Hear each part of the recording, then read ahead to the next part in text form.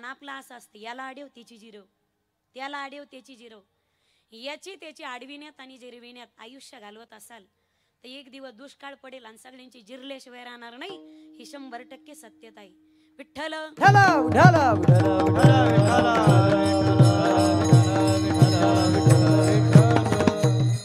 असा एकही विषय नाही ज्याचं वर्णन ज्ञानेश्वरीमध्ये नाही.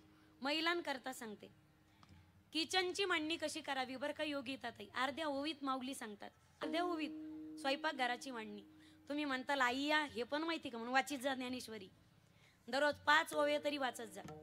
जो सद्भक्त आडाणी असेल पण नुसतं बोट जरी फिरवलं ना, श्री गुरु चंद्रशेखर महाराज देगलूरकरांची वाक्य, ज्या आडाणी माणसाने भक्ताने ज्ञानेश्वरीवरून नुसतं बोट जरी फिरवलं, ज्ञानेश्वरी एवढी माय उदात्त आणि उदारे, बोट फिरवणाऱ्या ते लेकराचं आयुष्यभर बोट सोडत नाही.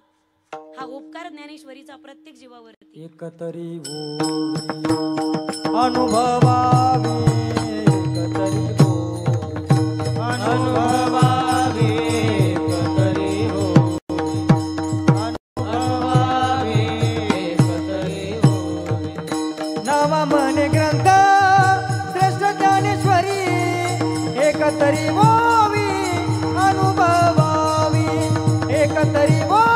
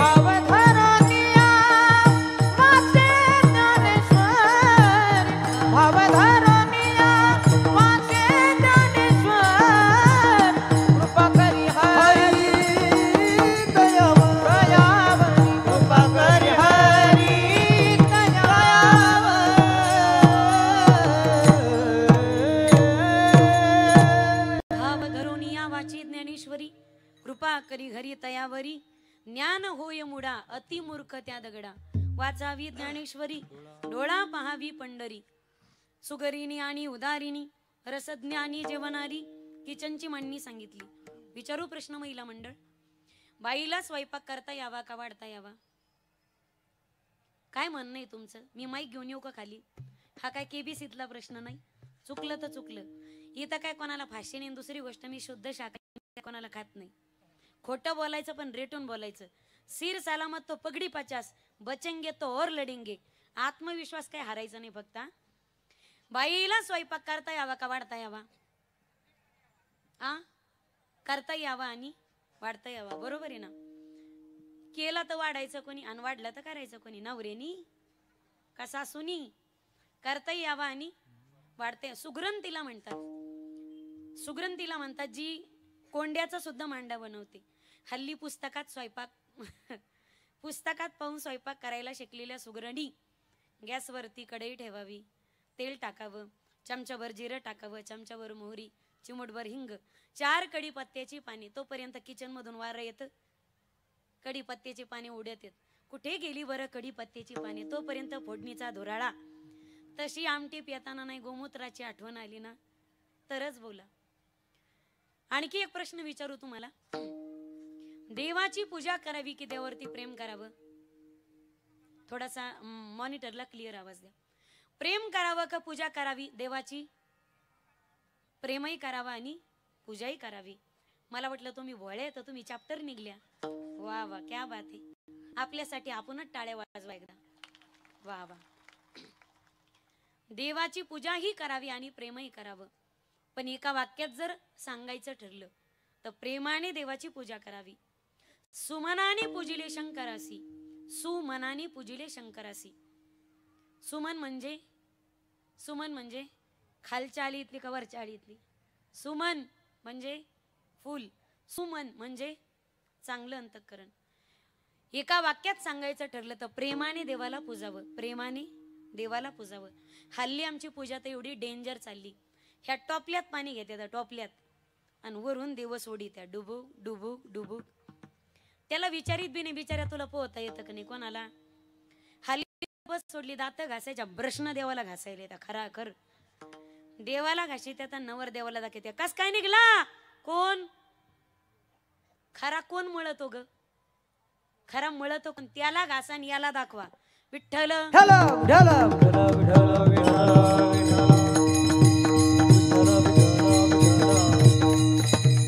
जगातला असा एकही विषय नाही ज्याचं वर्णन ग्रंथामध्ये नाही. सामान्य व्यक्तीने आज उचललेलं पाऊल विनाकारण नसेल, तर साधू संताचा अभंग आणि ओवी विनाकारण कशी असेल. विचारा एखाद्या माणसाला तुम्ही, भाऊ कुठं चालला तो, काही नाही म्हटले तरी पोरीचं लग्न जमले बसता. असंच असते का तुमच्याकडं, माना हलवत चला सिग्नल येत राहा. पोरीचं लग्न जमले बसता बांधायला चाललो. कुठं चाललात नाना, पोरीची डिलिव्हरी झाली दवाखान्यात, टिफिन घेऊन चाललो. कुठं चालला जिजा, पोरगा MBBS करतोय पुण्यात भेटायला चाललो. कुठं चालला नाना, काही नाही म्हटले तरी पोरगी कॉलेज करते ना, तिला तालुक्याच्या गावी भेटायला चाललो, पारनेरला चाललो. कुठं चालला तान्ना, काही नाही म्हटले तरी पहिली मेली म्हणून, बोला रे बोला, पहिली मेली म्हणून, पहिली मेली म्हणून.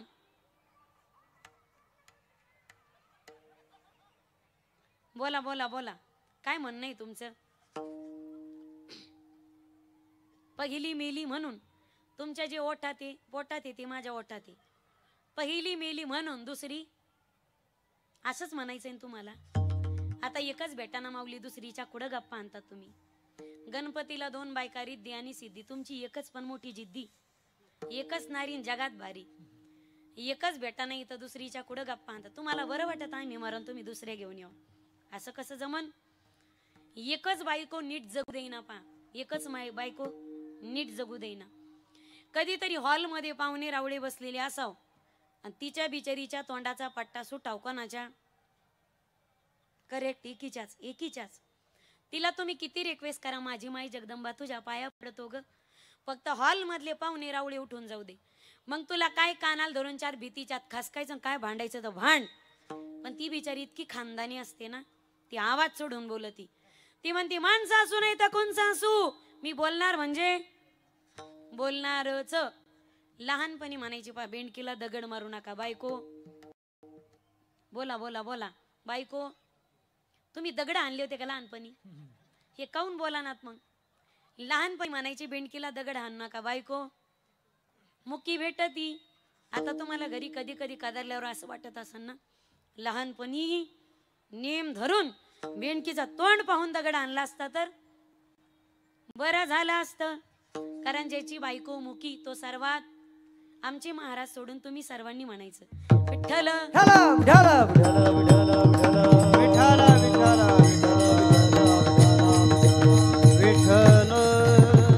एकच भेटाना. भागात गेल्यानंतर लोक म्हणतात ताई तुमच्या भागात आमच्या पोरासाठी एखादी पोरगी तरी शोधा राव. मागे कितका मुलगा वैतागला होता, तो म्हणे ताई 2-3 वर्ष झाले राव सोयरीकच जुळाना, तुमच्या पाया पडतो, माळकरी होतो मी, पण लग्नाला एखादी पोरगी शोधून आणा. म्हटलं कसं आहे ना दादा, आम्ही त्या गोष्टीच्या भानगडीत पडत नाही. चांगलं झालं तर देवामुळे, वाटुळ केलं तर महाराज लोकांनी केलं. लोक खापर आमच्या मस्तकावर फोडतात. पण मी म्हटलं भाऊ जाऊ दे, तुमचं वय किती, तो म्हणे 42. मला शाबास, राहिले 8 वर्ष, कशाला बट्टा लावून घेतोस भल्या माणसा, राहिलीत किती याचा तर विचार कर ना. अगर लड़कियां ना होगी दुनिया परेशान, गलिया सुनसान, तन्हा इंसान, न जानू ना जान हर तरफ जय हनुमान. पूर्वीच्या काळात लोक देवांना जनावर सोडायचे, म्हणजे अजूनही जनावर सोडतात. पण येणाऱ्या 5 ते 10 वर्षाच्या काळामध्ये गावागावात देवांना नाही माणसं सोडले ना तर मग बोला गड्या. आमचे थोरले चिरंजीव म्हसोबाला दान करण्यात येत आहेत. भाविकांनी महाप्रसादाचा, साधू झोपडीत घुसत आहेत. सारे भगवेच भगवे, सारे मारुतीच मारुती, सारे मुंजेच मुंजे, बिना शेंद्राचे. विठ्ठल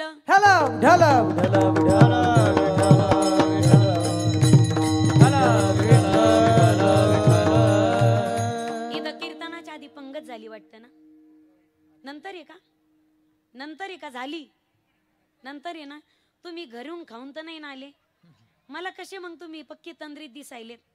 असं तर काही नाही ना. विठ्ठल विठ्ठल विठ्ठल विठ्ठल विठ्ठल पहिली मिली म्हणून दुसरी. तुम्ही काय केलं मला विचार माहिती नाही, पण दुसरी म्हणजे काय करायचीच नसते. निदान कीर्तनात आल्यावर तरी चांगले विचार करा. विचार बदला, देश बदलेल. पहिली मिली म्हणून दुसरी. दुधाची म्हैस आणायला चाललो, दुधाची गाय आणायला चाललो. विचार असंही करता येऊ शकतो. स्वार्थ घेऊन घराच्या बाहेर निघतो तो माणूस आहे. स्वार्थासाठीच प्रयत्न करतो अहोरात्र तो माणूस आहे. माझ्याच पत्तरवाडीवर भात आला पाहिजे, माझंच कसं खरं झालं पाहिजे. लोक रडू रडू ऐकतात आणि दुसऱ्याला हसू हसू सांगतात, दुःखाचं भांडवल करतात. माझंच कसं भलं झालं पाहिजे. आज पहा तुम्ही, लोक काशी केलेली सांगतात, पण काशी कोण्या काशीमुळे करावं लागली हे मात्र जगाच्या समोर कोणी प्रगट करत नाही. पाप लपवणं आणि पुण्य प्रगट करणं ही जगाची रीतच आहे. आतापर्यंत किती पंक्ती घातल्या, किती वर्गणी दिली, किती सप्ते केले, किती तीर्थक्षेत्रावरती अन्नदान केलं, हे लोकांना लोक तोंडाला फेस येऊस तर सांगत आहेत. पण आतापर्यंत श्रीमंत होण्यासाठी किती लोकांचे मुंडके मोडले धाब्द्या, किती लोकांचे काटे काढले, किती लोकांचा तळताट घेतला, हे मात्र जगाच्या समोर कोणी जग जाहीर करत नाही. एकदा खरं बोलू द्या, लोक येणाऱ्या जाणाऱ्याला बेजार करतात. त्याला वाटतं राजा हरिश्चंद्रानंतर खरं बोलण्यात आपलाच नंबर आहे. पाप लपवणं आणि पुण्य प्रगट करणं ही जगाची रीत आहे. आज काय घमेंड असते माणसाला, मी फारच विद्वान आहे आणि मी फारच हुशार आहे. पण इमानदारी सोडली आज माणसाने, आपल्यापेक्षा जनावर बरी येतं. माणसं चोऱ्या करतात आणि कुत्रे चोऱ्या पकडतात म्हणजे आपल्यापेक्षा. पण इथून पुढे कोण्याच माणसाला कुत्र म्हणायचं अजिबात नाही. काय झालं, एकदा 2-4 राज्यातली पोलीस यंत्रणा एकत्रित आली. आता सदर घटनेचा कुणाशी संदर्भ नाही बरं का, आणि घटना जर जुळली तर तो योगायोग समजावा. मी कोणाला उद्देशून बोलत नाही. कीर्तन रेडीमेड कपड्याचं दुकान, इथं कुणाचंच माप घेतल्याशिवाय, इथं कुणाचं माप घेऊन कपडे शिवल्या जात. निदान घालून बोला तरी, पण तयार झालेला शर्ट कोणाला ना कोणाला तरी फिट बसल्याशिवाय राहत. कीर्तनकार बोलतात वेगळे उद्देशाने, बसले टपूनच असते, कोणाला फिट बसते कोणाला सूट होते. आमचा काही संबंध नसतो. 2-4 राज्यातील पोलीस यंत्रणा एकत्रित जमली. यूपीचा होता, राजस्थानचा होता, गुजरातचा होता, पंजाबचा होता आणि महाराष्ट्राचा एक पोलीस होता. 5 जण एकमेकांशी गप्पा करू लागले. राजस्थान मधला पोलीस म्हणे, आमच्या राज्यातली पोलीस यंत्रणा एवढी स्ट्रिक्ट आहे की चोरी झाली का 4 दिवसातच चोर सापडतो. यूपीतला माणूस म्हणे, आमच्या राज्यातील पोलीस यंत्रणा एवढी स्ट्रिक्ट आहे की चोरी झाली की 2 दिवसातच चोर सापडतो. गुजरात मधला माणूस म्हणे, आमच्या इथं तर एवढं स्ट्रिक्ट आहे कारण इकडं सगळंच तिकडं नेऊन घातलेलं आहे. आमच्या राज्यातली पोलीस यंत्रणा एवढी स्ट्रिक्ट आहे, चोरी झाली की त्या दिवशीपर्यंत संध्याकाळपर्यंतच माणूस सापडतो. पंजाबचे म्हणे, आमच्या राज्यातली पोलीस यंत्रणा एवढी स्ट्रिक्ट आहे, चोरी झाली की 1 तासाच्या आत चोर सापडतो. महाराष्ट्रातला पोलीस म्हणे, आमच्या राज्यातले पोलीस तर एवढे स्ट्रिक्ट आहे, आमच्याकडे चोरी होणार असली की 8 दिवस फिल्डिंग पोलिसांनाच माहित राहते. कळालं त्याला धन्यवाद, नाही कळालं त्यांनी पंक्तीचा परसाद खाल्ल्याशिवाय घरी जायचं अजिबात नाही. विठ्ठल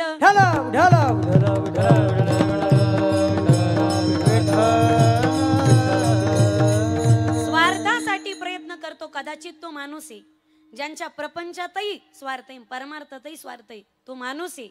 पण ज्यांच्या प्रपंचानेही जगत कल्याण केलं आणि परमार्थाने जगताचं कल्याण केलं, जगाच्या पाठीवरती असा एकमेव वर्ग तो म्हणजे संतांचा. येथे उपकारासाठी आले गरजा वैकुंठी, आले गरजा वैकुंठी, आले गरजा वैकुंठी. येथे उपकारासाठी आले गरजा वैकुंठी, आले गरजा वैकुंठी, आले गरजा वैकुंठी. येथे उपकारासाठी आले गरजा वैकुंठी, आले गरजा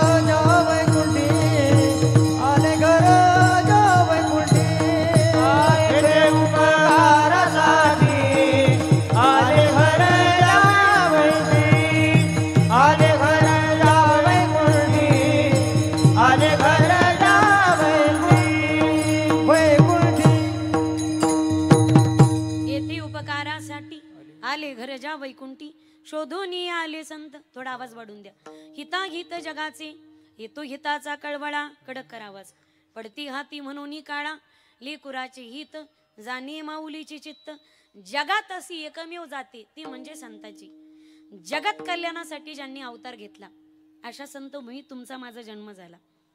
या भारताचे पंतप्रधान पंडित जवाहरलालजी नेहरू भूतू माजी पंतप्रधान आपल्या डिस्कवरी ऑफ द इंडिया नावाच्या ग्रंथात उल्लेख करतात.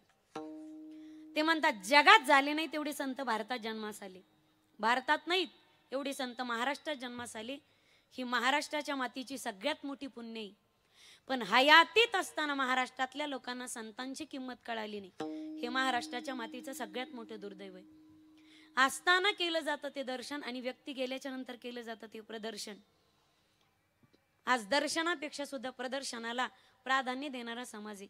बरीच माणसं अशी असतात माईबाप आपल्यासाठी इतकी झटतात ती अहोरात्र, पण ती सोबत असताना माणसाला त्यांची किंमत कळतच नाही. आणि गेल्यानंतर लोक मग त्यांचा स्टेटस ठेवतात. गेल्याच्या नंतर मिस यू वाक्य काळजात उतरून घ्या.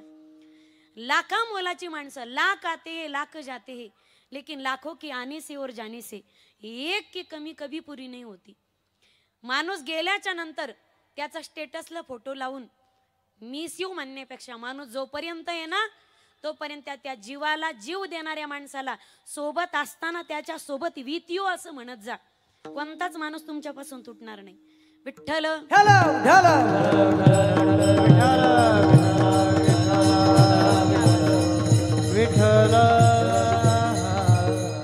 जगत कल्याणासाठी ज्यांनी अवतार घेतला अशा संत भूमीत तुमचा माझा जन्म झाला. एवढे पापी असताना महाराष्ट्रात जन्म घेतला आपण. काय पुण्य असेल हो, आणि काय त्या पंढरीनाथाची कृपा असेल आपल्यावर. तिळ तिळ पुण्य साचा पडे परी हे बहुता जन्मी जोडे, नाम तुझे वाचेशी आतुडे सागम घडे संताचा. महाराष्ट्रात जन्म झाला आपली सगळ्यात मोठी पुण्य, आणि साधू संताच्या नंतर आपला जन्म झाला ही आपली फार मोठी पुण्य. अहो भाग्ये सह्याद्रीचा सिंह गरजतो, गेंद द्या गेंद आणि विको. शिवशंभू राजा स्टेजवर दरी दरीतून नाद घुमला. महाराष्ट्र माझा जय जय महाराष्ट्र माझा, गरजा महाराष्ट्र माझा जय जय महाराष्ट्र माझा, गरजा महाराष्ट्र माझा. जय जय महाराष्ट्र माझा, गरजा महाराष्ट्र माझा. हिमाय भूमी स्टेजवर कर्मभूमी जन्मभूमी ही अमुची, महावंदनीय अति प्राणप्रिय ही माय मराठी अमुची. हा अमुचा आहे मना ही अमुची आहे बोली, असमानी जळके भव्य पताका भगव्या जरी पटक्याची. महाराष्ट्र भूमी जन्मभूमी कर्मभूमी ही अमुची, महावंदनीय अति प्राणप्रिय ही माय मराठी अमुची. स्टेजवरचा मोकळा आवाज करा, दाबल्यासारखा होतोय तो. विठ्ठल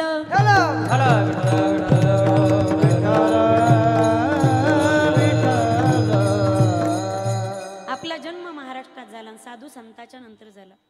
देवाने इतर योनी निर्माण केल्या, त्याच्यात त्याने तुम्हाला मला जन्माला घातलं, माणसाच्या जन्माला घातलं. आणि कुणालाच नाही एवढी सुंदर ज्ञानात्मक प्रबल इंद्रिय दिली.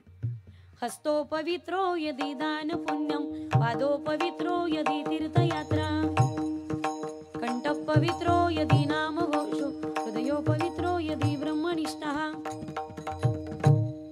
हस्तस्य भूषणम दानम सत्य, कंठस्य भूषणम श्रोत्रस्य भूषणम शास्त्रम, भूषणे किम प्रयोजन. या दोन हाताची शोभा सांगितली, त्याच्या भजनात टाळी वाजवा. गळ्यामध्ये माळ दे, हातामध्ये टाळ दे, गळ्यामध्ये माळ दे, हातामध्ये टाळ दे. देवा मला एक तरी ऐसी संध्याकाळ दे, देवा मला एक तरी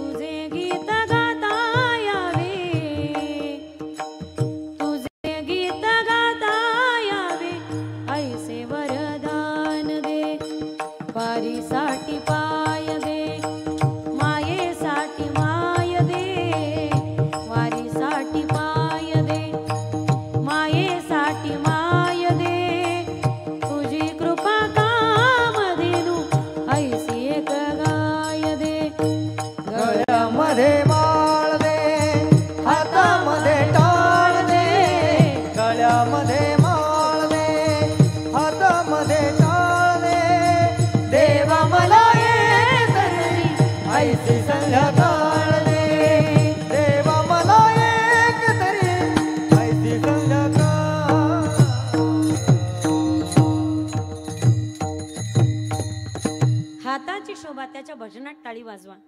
आणि हाताने टाळी जमत नसेल तर ऐका माईबाप, या दोन हाताची शोभा अडलेल्या नडलेल्या गरजू व्यक्तींना, गरीब लोकांना, ज्यांच्याकडे कोणी डुंकूनही पाहत नाही, अशा लोकांना तुम्ही गरजेच्या आणि मदतीच्या वेळी धावून जा. हाताची शोभा सांगितली. यह जरूरी नहीं हर वक्त हरि का नाम मुख पर आए, वह वक्त भी हरि भजन का होता है, जब आपके दोनों भी हाथ औरों के काम आए. आणि मुळात हा अभंगच मी निवडला. ज्यांची खरंच कोणती सत्ता नसतानाही, ज्यांनी आपली सगळी इस्टेट समाजाच्या सेवेसाठी लावली. आज एका गरीब बाईला महाराजांनी सांगितलं, एका गरीब बाईला घर नव्हतं, तिला कुणाचाच आधार नव्हता. कधी अर्ज टाकावा आणि कधी तुझी फाईल मंजूर होणार आणि कधी शासनाकडून तुला घरकुल भेटणार. हे बघ, जागाही माझी, पैसेही माझे, घरही मी बांधून देतो, तू फक्त राहण्याचं काम कर. गरीबाला घर बांधून देणं हे एखादं मंदिर बांधणे इतकं श्रेष्ठ आहे. कदाचित मंदिर बांधण्यासाठी कोणताही भाविक वर्गणी देईल, पण सहजासहजी लोक एकमेकांना मदत करत नाहीत. पण जो गरीबाला सुद्धा घर बांधून देत असेल, मला असं वाटतं एक असं व्यक्तिमत्व आणि हे निर्माण झालेलं पुण्य एका मंदिर बांधण्या इतकं श्रेष्ठ आहे. विठ्ठल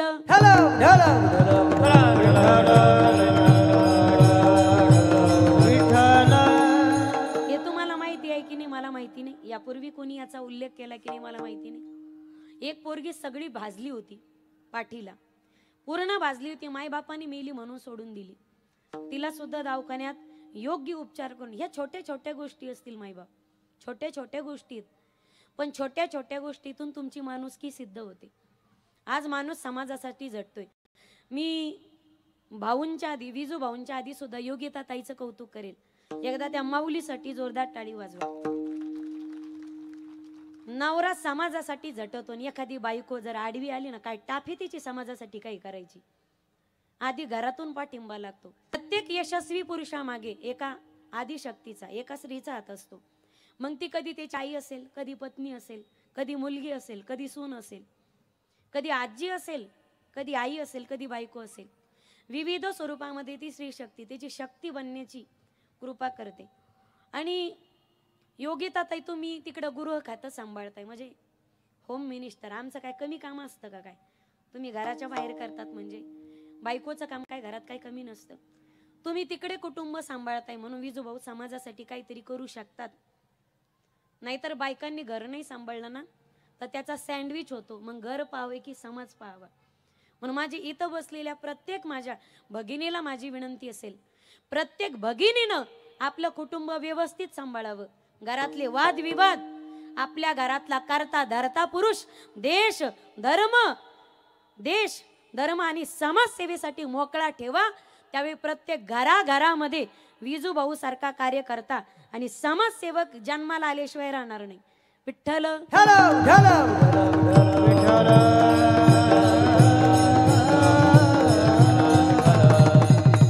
काही घेणं देणं नसताना स्वतःच्या संसारावर तुळशी पत्र ठेवून समाजासाठी कार्य करणारे असे निष्ठावान माणसं फार कमी असतात माईबाप.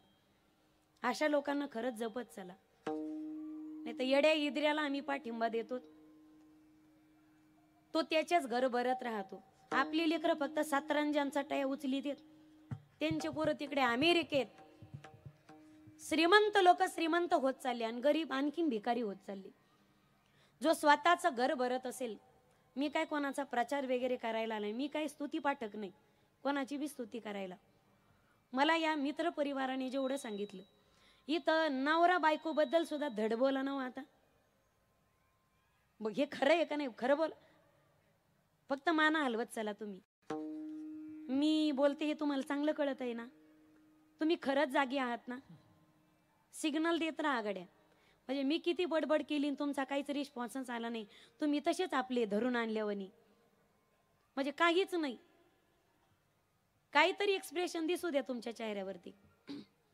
मी आपली बडबड करायची, तुम्ही आपलं तुमल्यावनी माझ्याकडे पाहायचं, याच्यात काही तथ्य नाही गड्या. निदान पुढचे विद्यार्थी तरी हुशार लागतात. विठ्ठल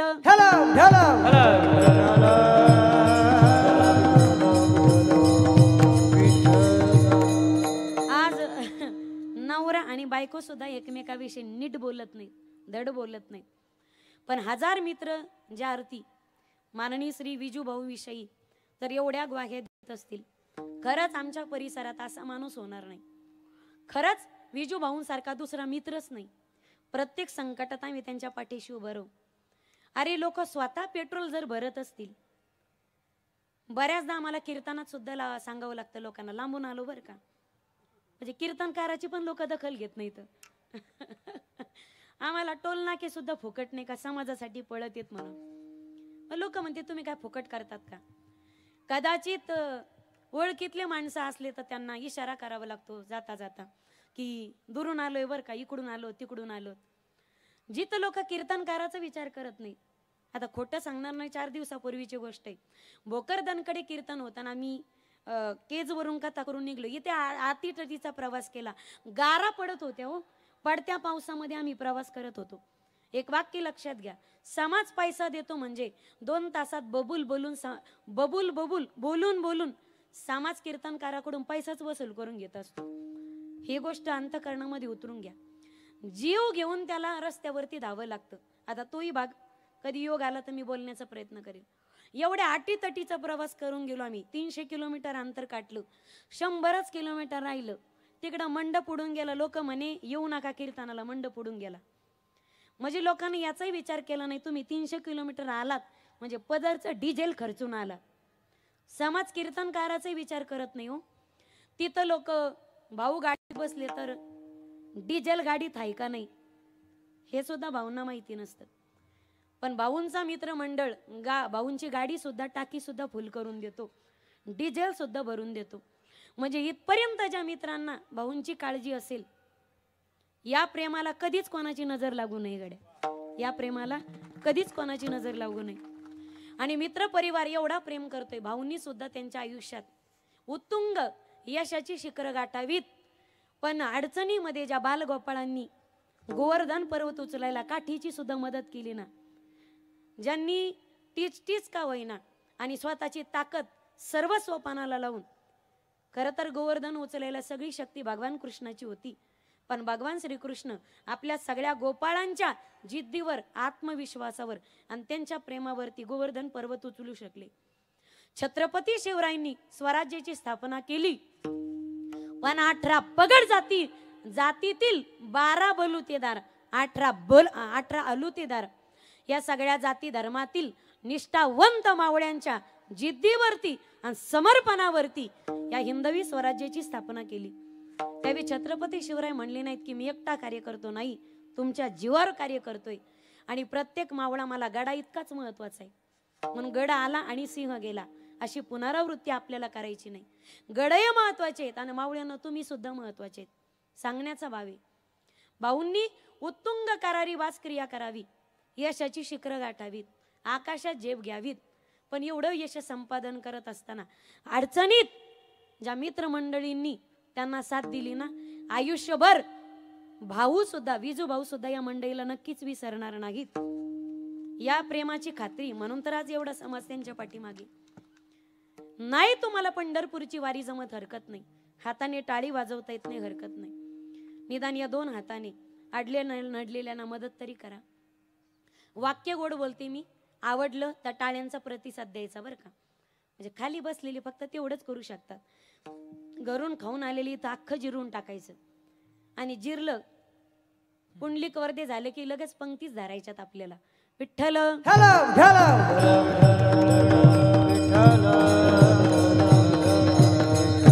चंदनापेक्षा वंदन 100 पटीनं श्रेष्ठ आहे. चंदनापेक्षा वंदन 100 पटीनं श्रेष्ठ आहे.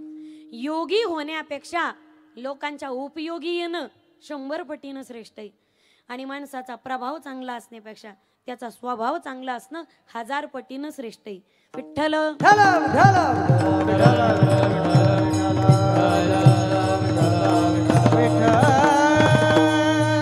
हाताची शोभा सांगितली. अडलेल्यांना नडलेल्यांना मदत करा. आज घराघरात प्रार्थना म्हटली जाते.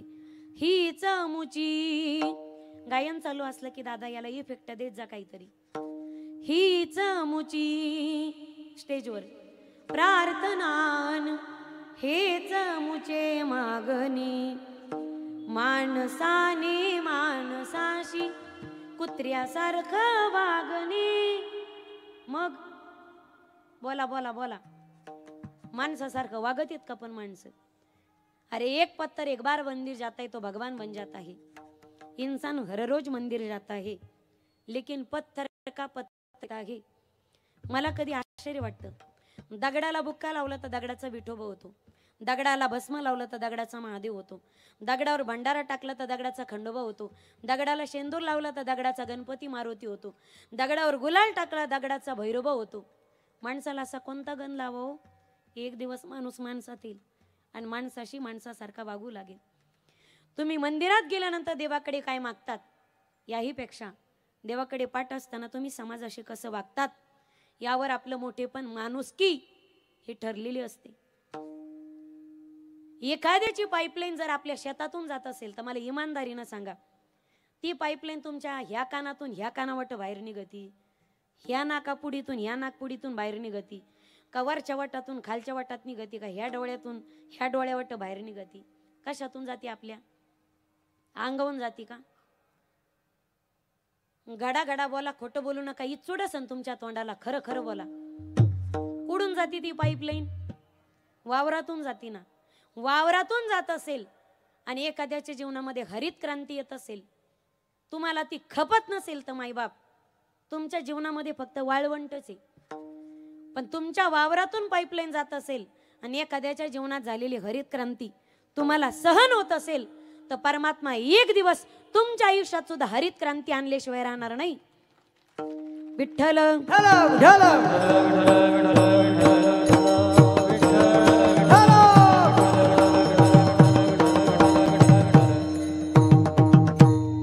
विजूभाऊ मंडपाच्या बाहेर उभेत. माझी विनंती, आपण व्यासपीठावरती यावं. विठ्ठल